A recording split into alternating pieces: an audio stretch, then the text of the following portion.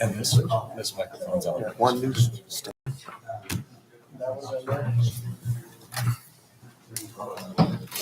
Yes.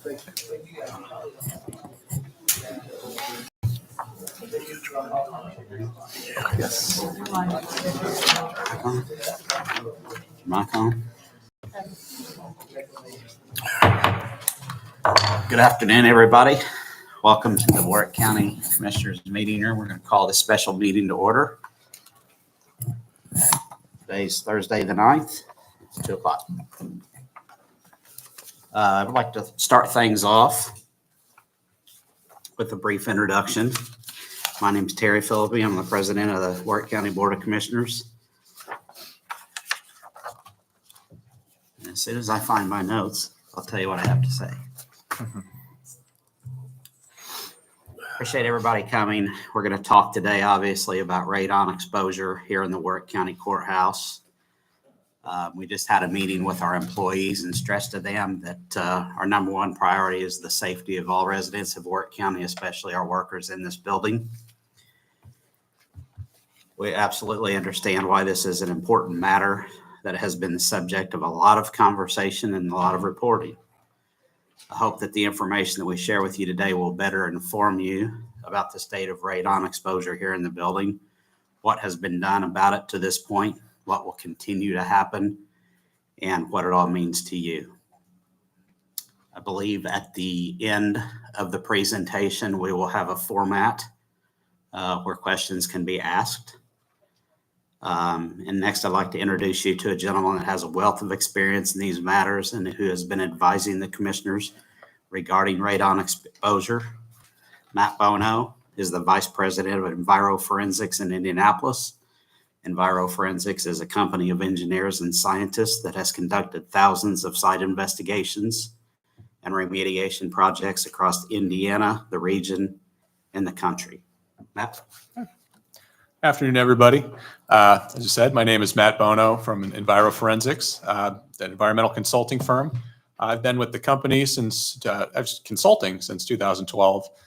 Prior to joining the consulting world, I got my undergraduate degree from Notre Dame in environmental science. Then I went to Indiana University. I got a couple master's degrees, one in environmental policy and natural resource management, and another in environmental chemistry, toxicology, and risk assessment. So since 2012, I've been in the consulting world, worked with clients all over the state, really country, dealing with investigating and then addressing contamination in soil, groundwater, and indoor air. So that's been dry cleaners, gas stations, dealing with things like asbestos, and in this case, radon, which is the main conversation we're having today. So did everybody, I think some of you are still in here, but did everybody grab the fact sheet that was over on the side over? That's really going to help me kind of go through the conversation I'll be having here. The very first question, you've probably already looked it up online, but let's talk about what is radon.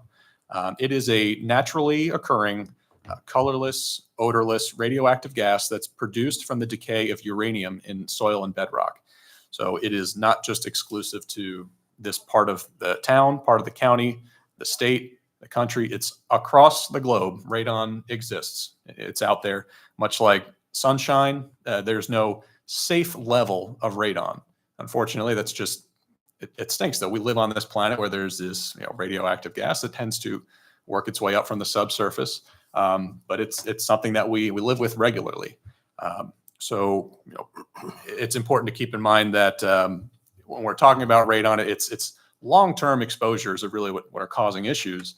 But there is no true safe level because just the smallest amount of radioactive inhalation, however infinitely small the risk is, there's still a very, very, very small risk, but actual risk of developing lung cancer from something like that. So there is no safe level of radon, and there really is no setting of 0.0 picocuries per liter. It's even in the outdoor air. So it's not just an indoor air issue. Obviously, the outdoor air, there's a lot more mixing going on, a much bigger airspace, concentrations are lower. But that lends to the question, where is radon found? It's all across the state, country. We typically see the highest concentrations of radon in the lowest levels of buildings just because of their proximity to the earth, where this radon is coming from. Building construction construction plays a big factor in the potential for radon accumulation. Earthen basements, I don't know if anybody has an unfinished basement where it's just earth on the bottom, or maybe a crawl space. Sometimes those allow a little bit more airflow than concrete floors. Some new constructions nowadays, they include visqueen plastic liners underneath the concrete floor to add an extra level of protection from vapor. All great, ways to prevent it from coming in, but it's all about the construction of the building. And as I mentioned, it's present in the outdoor air, albeit at lower concentrations, but it is there. So the question, and I'll say it again, how much radon is safe? That's what we really want to know. And people can debate. There are, debates about how much is cancer does it cause here, there. Across the board, the consensus is there is no true safe level. Right. So it's all about how much risk is acceptable. So how do we evaluate the risk for radon exposure? The risk of developing lung cancer is discussed in terms of your lifetime exposure to radon, not a couple hours in an area with high radon, a couple days, weeks, months. It's discussed in that lifetime exposure. The unit of measurement, I mentioned it earlier, it's called a picocurie per liter. That's just, distance is measured in feet and miles. That's what we use for radon. And it can be measured using many different types of equipment. So some of you may have seen charcoal canisters. It's called a passive sampler. And it will just, you open up that canister and allows the air to kind of absorb onto the charcoal. You close it up. It's typically done for 2 days, 2, 3, 4, 5 days. You close up that canister, you write down how long it was open to the air. And then it goes to a lab, it's analyzed, and it will be able to tell you what was the average concentration of radon over that entire period. There are other types of monitors called continuous air monitors that allow you to get a much more detailed snapshot, and they can tell you hour by hour what is that concentration of radon. So maybe we ran this thing for 90 days, and rather than just saying, well, over 90 days, it was this level, it will tell you hour by hour for 90 days, how did the radon go up and down? Because it does. It fluctuates just based on conditions, humidity, air pressure, all those things play a role. It's very, very rarely just a constant level all the time. But we use that average concentration to tell us what were we breathing over that time period. So again, average concentration is that key unit of measurement there. The question is, who's actually determining, what are the guidelines for radon and what do we do about it? In homes, so a residential setting, it's the Environmental Protection Agency. And oftentimes people will test the radon in their home when they're buying a new house. Usually that's part of an inspector says, check the box. Do you want us to sample for radon? We spend way more time at home than we do at work. It may not feel that way all the time, but we're talking about lifetime exposures here. So 70 years is typically the number that's used for calculating these things. You could work for 70 years, sure, but you're not, you could be spending 24 hours a day, 7 days a week at home. So we're really focusing those EPA screening levels and criteria on what would somebody be breathing much more often than if they were just going to work. On the other hand, who actually provides guidelines for radon exposure in the workplaces? That would be the Occupational Safety and Health Administration, or OSHA. It's really not typically incorporated into a standard air monitoring program for all workplaces because, like I mentioned, radon is everywhere. The post office doesn't have to be monitoring for it. The restaurants don't have to be monitoring for it. A government building doesn't have to. It is everywhere. But there are certain types of workplaces that have a much higher potential for radon exposure, namely people mining underground. They're one, closer to the source of that radon, and two, they don't necessarily have as good air ventilation or what's going on in there. Yeah, they take practices to make sure everybody's breathing safe air, but they want to make sure they know what everybody's being exposed to. So they actually wear different types of monitors to calculate that radon exposure. But OSHA sets the limit over a 40-hour work week of 100 picocuries per liter as that average concentration. Somebody working in the mine, the concentration might be up to 200 at one point and may go down at 50, but that average is 100. There's no single level where they say, oh, we came above this level. I don't care if you're in here for 5 seconds or 5 weeks. We're above this level. You got to get out. That doesn't exist. It's always average concentrations over a long period of time. So why do we differentiate between workplace and home? As I mentioned, you obviously spend a lot more time at home, up to 24 hours, 7 days a week. So we're breathing in a lot more air at home in our lifetime, which is why a lot of those guidelines from the EPA are all geared towards air in your home. We want to attack the most likely place you're going to be breathing all this air.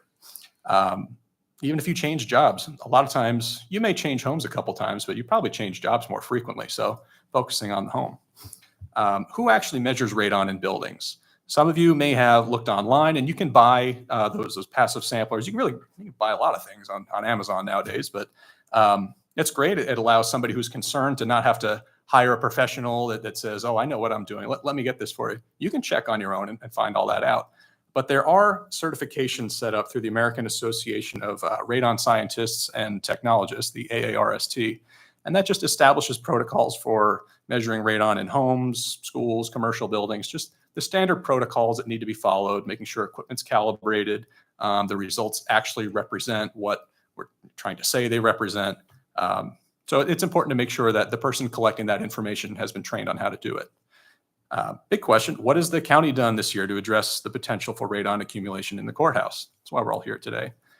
The biggest step that was taken, they've reprogrammed the air exchange units for continuous circulation of fresh air 24 hours a day, 7 days a week. The air exchange units were previously only operating for a portion of the day because obviously it costs money to run these things, but if we run it all day, we can get some new air in here. So in our previous meeting, I asked, there were about 3 people that raised their hand. Anybody had heard of an air exchange unit or knew what the heck that was? What it is, it introduces outdoor air into a building and it helps get some of the stale air back outside the building. It's a standard component of a lot of buildings. It's not like it was something that the county had to order and install. It was already in place. It was just a matter of changing the settings and having it run more often so that there's much more exchange of fresh air into the building, eliminating the potential for any kind of indoor air contaminant buildup, not just radon. Could be the carbon dioxide. Well, every time one of us exhales, we're putting carbon dioxide into the air, circulating that outdoor air and improving the quality of the air. So something to keep in mind, if you happen to leave this room and you're thinking, well, which of these is the air circulation? Because it's a little warm in this room. I don't feel like the air conditioning is on. The air conditioning and the furnace are not the same thing as the air circulation. So the air exchange unit can be running all the time, even when you turn the air conditioner off. Those are just temperature regulators, but the air exchange unit is that flow of air throughout the building. So what else has the county done? Conducted a few air tests inside the building. I believe that's on the table that you all see on the fact sheet here. They were using charcoal canisters on 3 different occasions. The first one was done, it's called the baseline on there, which was before they made any changes to the air exchange unit. Wanted to see if we make a change, is it doing anything, right? So they did a about 3.5 days test there, and the average concentrations are listed there. And then they've done 2 more events with charcoal canisters since then, and you can see those numbers where concentrations have really come down in a lot of those areas there. And note that the county has collected samples from both occupied spaces and unoccupied spaces.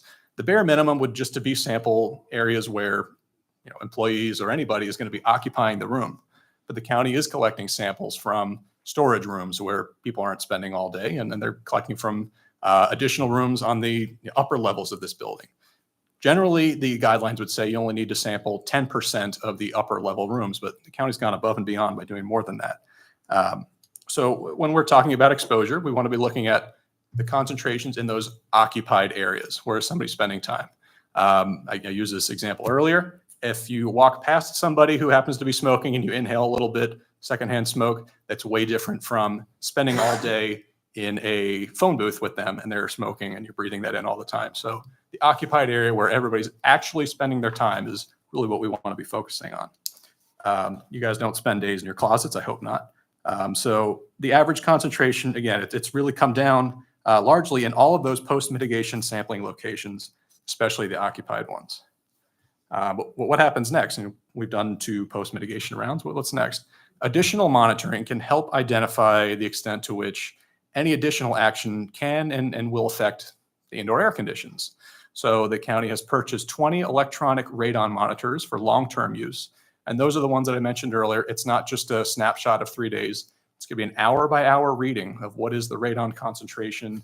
It's going to give a number of other variables, temperature, humidity, a huge nerd, so I love being able to see how the radon concentration is actually affected by those things. But it's going to allow for a more real-time evaluation of what are all the employees breathing, and not just the employees, but also those areas that aren't occupied. How is that affecting things? And does anything need to be done over there? So those results, the county plans on posting those regularly onto a website that's been set up to communicate everything that's going on here, keeping everybody informed, and that will automatically update that average radon concentration. So everybody, you don't have to do the math, it'll all be there.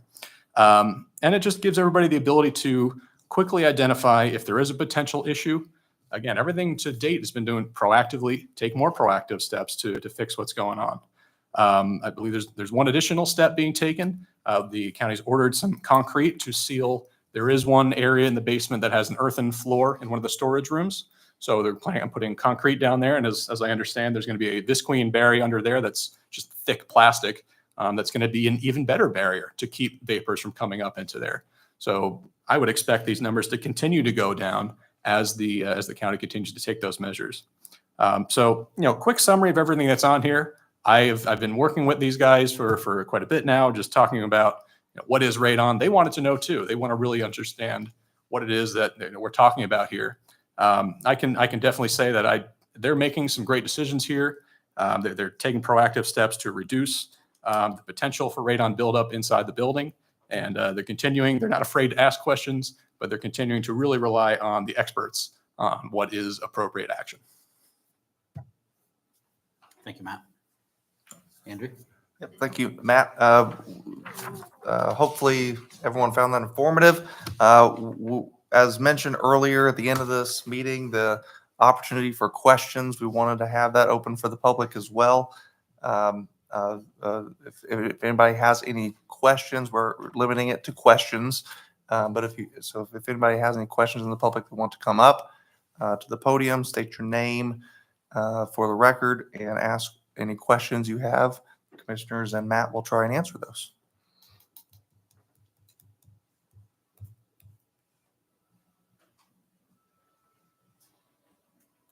I think we will, but that's not right. Sure, thank you.